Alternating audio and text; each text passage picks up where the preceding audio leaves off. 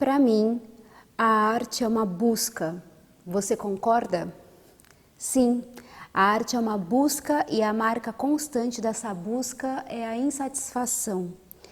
Na hora em que o artista botar a coroa de louros na cabeça e disser "estou satisfeito", nessa hora mesmo ele morreu como artista. Ou já estava morto antes. É preciso pesquisar, se aventurar por novos caminhos, desconfiar da facilidade com que as palavras se oferecem. Aos jovens que desprezam o estilo, que não trabalham em cima do texto porque acham que logo no primeiro rascunho já está ótimo, tudo bem. A esses recomendo a lição maior, que está inteira resumida nestes versos de Carlos Drummond de Andrade. Chega mais perto e contempla as palavras.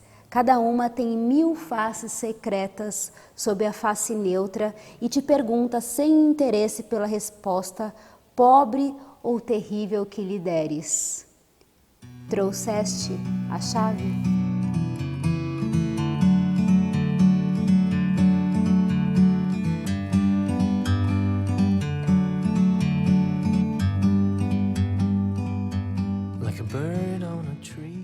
Vré Brasil, tudo bem com vocês? Espero que esteja tudo muito ótimo com vocês. Bem-vindos, bem-vindas, bem-vindos a mais um Vratatá Curadoria, que é este quadro de notícias maravilhoso de arte e cultura, de coisas que rolaram na semana e outras coisitas mais. E esse texto que eu acabei de ler para vocês no começo do vídeo é uma entrevista da Clarice Lispector com a Lígia Fagundes Telles, que está nesse livro aqui, Entrevistas, que tem muita entrevista bacana, gente. Eu tô lendo bem aos pouquinhos essas entrevistas, mas tem entrevistas com muitos artistas, com jornalistas, com pessoas importantes da história. Tem gente das artes plásticas, das artes cênicas, dos esportes, da literatura, da música, enfim, maravilhoso. Recomendo demais que vocês leiam esse livro aqui maravilhoso. E eu escolhi esse texto falando sobre arte, sobre a busca, sobre o artista, porque a primeira notícia de hoje é para falar de uma declaração do Scorsese em relação aos filmes da Marvel. Eu não os assisto.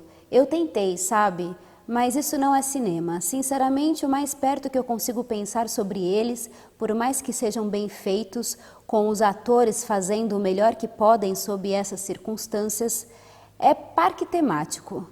Não é o cinema de seres humanos tentando passar por experiências psicológicas e emocionais para outro ser humano. Essa declaração do Scorsese é muito polêmica e ela vai muito ao encontro de várias questões que eu sempre penso a respeito em relação ao que é arte, o que não é arte. Embora eu seja muito fã do trabalho do Scorsese, ele é um dos maiores cineastas vivos dos últimos tempos, eu devo discordar dele, porque para mim cinema é cinema, não importa se é um cinema mais de entretenimento, um cinema mais cult, como alguns definem. É esse evento, né, que você faz, conta uma história e ela vai ser transmitida nas telonas ou nas telinhas, nos smartphones, enfim, filme é filme. E isso que ele fala das experiências psicológicas dos personagens, eu absolutamente discordo. Eu particularmente não sou fã de filmes de super-heróis, eu nunca assisto ou raramente assisto, muito provavelmente eu vou acabar assistindo Coringa, porque estão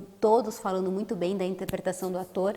De qualquer maneira, eu não menosprezo esse tipo de cinema, de entretenimento, se for o caso. E eu, pelo que eu escuto de muitos amigos e conhecidos que acompanham esse tipo de cinema, de filmes, é que existem sim muitas discussões profundas e psicológicas das relações humanas e que só é tratado de uma outra maneira, de maneira mais lúdica, mais fantasiosa, mas eu acho que o cinema é isso, é fantasia, é lúdico, é brincar com a realidade. Para mim entra naquele mesmo lugar, se filmes que estreiam na Netflix devem concorrer ao Oscar, a grandes premiações, porque alguns diretores na época julgaram, eu acho que o Spielberg falou sobre isso, o Almodóvar deve ter falado, não me lembro exatamente os nomes, mas eles comentaram que esses filmes da Netflix também não deveriam concorrer porque não era cinema. São discussões polêmicas que eu discordo, mas enfim, quero saber a opinião de vocês em relação a isso. Quero dar a dica de uma mostra que está tendo no Itaú Cultural, que é a ocupação do Eduardo Coutinho.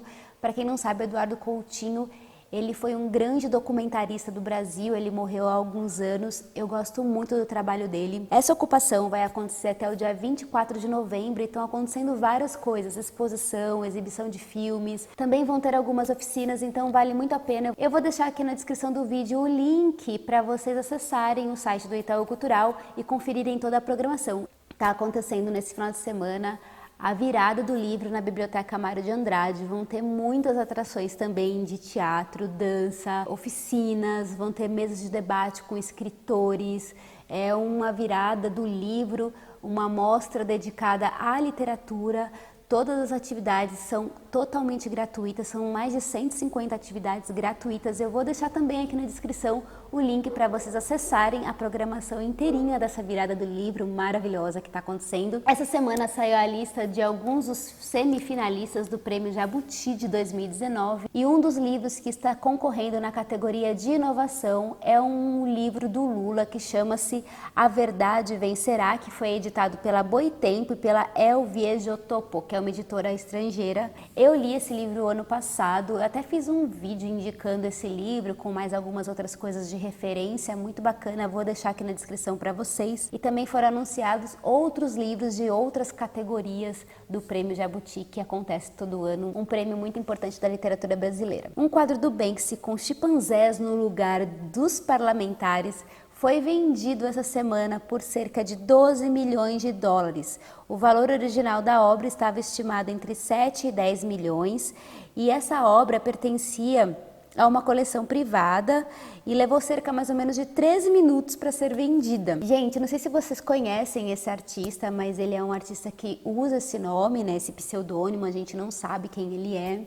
Eu sou muito fã do trabalho dele, acompanho tudo que acontece. Inclusive, no ano passado, teve uma obra dele que foi vendida num leilão também, e essa obra, assim que terminou a venda, ela foi autodestruída. Eu vou deixar as imagens aqui na tela para vocês que não ficaram sabendo, que ele vai discutir o tempo todo, né, o valor do capital, o valor da obra dele, essa questão do anonimato dele, e ele sempre está fazendo críticas ao capitalismo, críticas ao sistema, então eu acho tudo isso muito incrível mesmo. Eu não sei se vocês vão lembrar, porque não é todo mundo que acompanha todos os vídeos de curadoria aqui desse canal, mas algum tempo atrás eu dei a notícia de um diretor de teatro aqui de São Paulo, que é o Roberto Alvim, que ele foi nomeado diretor da Funarte agora, e ele tem valores absolutamente conservadores, ele é bolsonarista declarado, olavista declarado, e agora, como ele é diretor da Funarte, ele quer fazer uma revitalização, segundo ele, nos moldes do teatro. Ele quer transformar o teatro num lugar mais conservador, que seja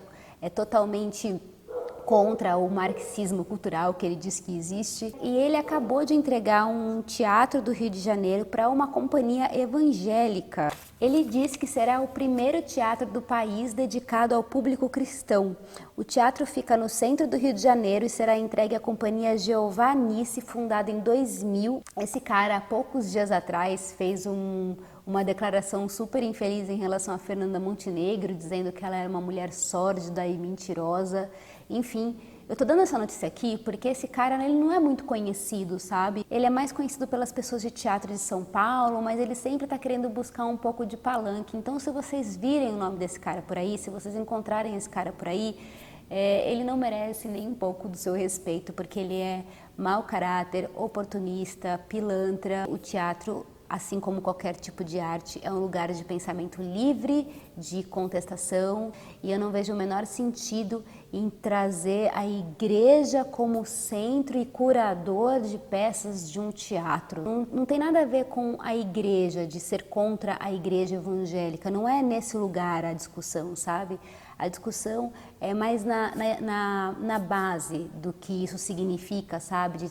De querer transformar esse país num país que é laico, que se diz laico ainda, num lugar totalmente doutrinado, e isso sim é doutrinação das igrejas evangélicas e dessas bancadas que estão no Congresso querendo ditar o que a gente deve ou não deve fazer, enfim. Vamos parar por aqui porque né, é uma discussão infinita essa. Bem, gente, muito obrigada por terem assistido esse vídeo até aqui.